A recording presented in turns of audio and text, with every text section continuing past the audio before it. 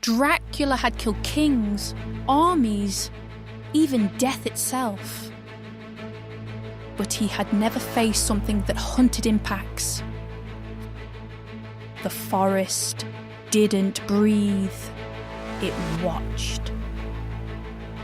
Every tree stood still, frozen in silent anticipation, as if even nature feared what was about to unfold beneath its rotting canopy. A single figure moved through the darkness. Dracula. His boots crushed dead leaves with slow, deliberate steps. Not cautious, never cautious, but calculating. His pale face reflected the faint glow of the moon, and for once, there was tension in his eyes. Not fear, something worse. Recognition. They're close, he whispered. The wind carried a scent he hadn't known in centuries. Wet fur, iron, rage. Then a growl, low, layered. Not one, many. From the shadows, glowing eyes appeared. One by one, 10, 20, maybe more. The werewolf pack. Their leader stepped forward, larger than the rest, its body twisted with scars that refused to heal. Its eyes burned with intelligence, human once, long ago. Vlad, the creature spoke, its voice fractured between man and beast. Dracula smiled faintly, still pretending to be human, Lucian. Lucian's lips curled, revealing jagged fangs. Still pretending you're not afraid. Silence stretched. Then, movement. The pack attacked. They didn't rush blindly.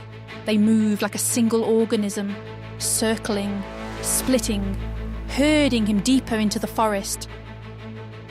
Dracula vanished, a blur of shadow. He reappeared behind one of them, his claws tearing through flesh. Blood sprayed, black in the moonlight. The wolf didn't scream, it snapped back, jaws locking onto his arm. Another lunged, then another. Dracula laughed. A cold, hollow sound.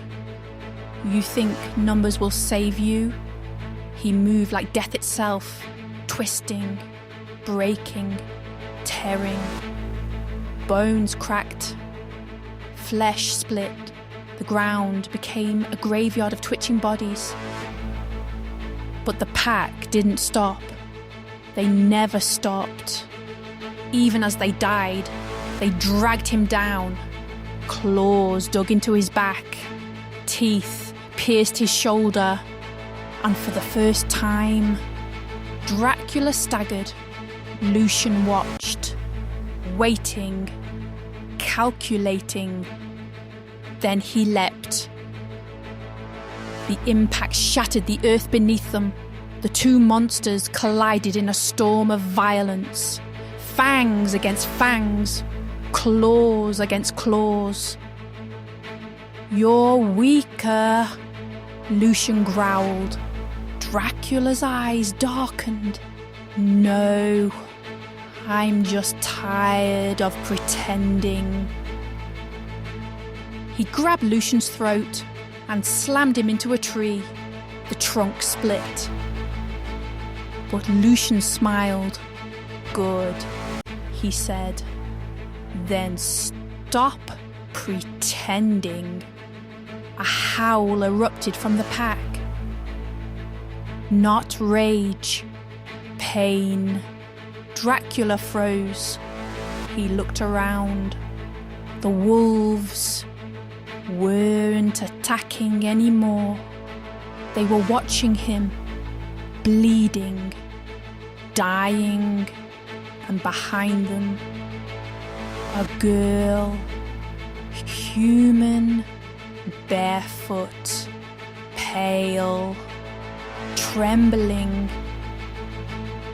Dracula's voice dropped. "What is this?" Lucian stood slowly, blood dripping from his mouth. "Her name is Alara." The girl stepped forward, her eyes locked onto Dracula, and in that moment, something broke, because he knew her. Not her face, not her voice, but her blood. It called to him, familiar. Impossible. She shouldn't exist, Dracula whispered. Lucian nodded, and yet, here she is. The forest seemed to tighten around them. Dracula approached her, slower than he had ever moved in centuries. "Who are you?" he asked. The girl swallowed. I don't know. They found me." Dracula reached out, then stopped. His hand trembled. A memory surfaced. A woman. Fire. Screams. A child, taken before her first breath. "No," he muttered. Lucian stepped closer. "You remember now." Dracula turned, fury igniting in his eyes. "You're lying." "Am I?" Lucian's voice softened. "Or did you forget what you were before the monster?" The pack lowered their heads.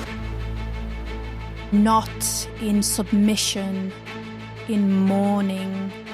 Dracula looked at them, really looked this time. These weren't mindless beasts. They were survivors. Cursed. Just like him, you've been protecting her, Dracula said. Lucian nodded. From you. Silence. Heavy. Suffocating. Dracula laughed, but it wasn't cruel. It was broken. You think I would harm my own blood? Lucian didn't answer. He didn't need to. Dracula looked at his hands, covered in centuries of death. Kings, innocents, children. The truth settled like a blade in his chest. I would, he whispered. The girl stepped back. Fear flickered in her eyes. Not of the wolves, of him.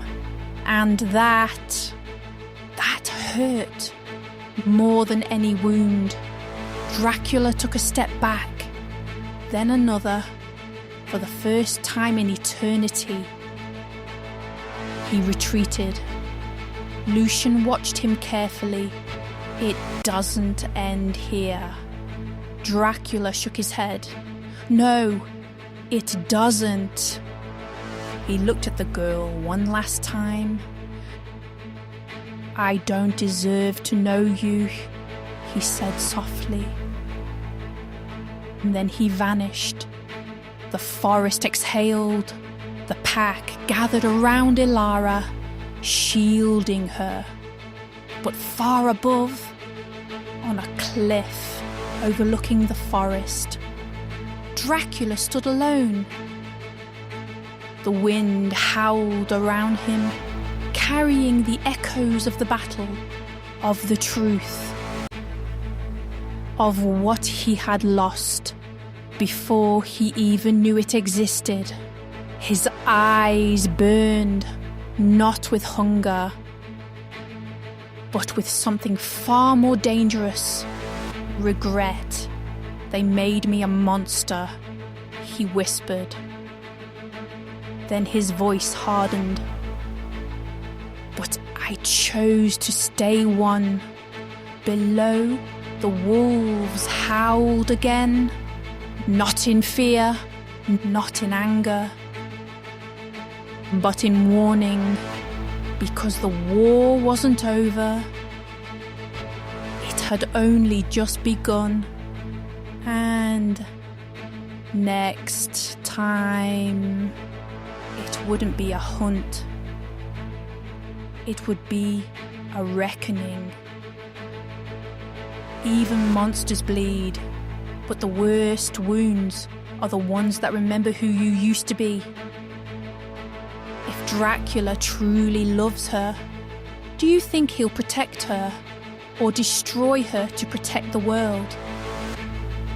If this story stayed with you, if you felt that silence in the forest, tell me what you think really happens next.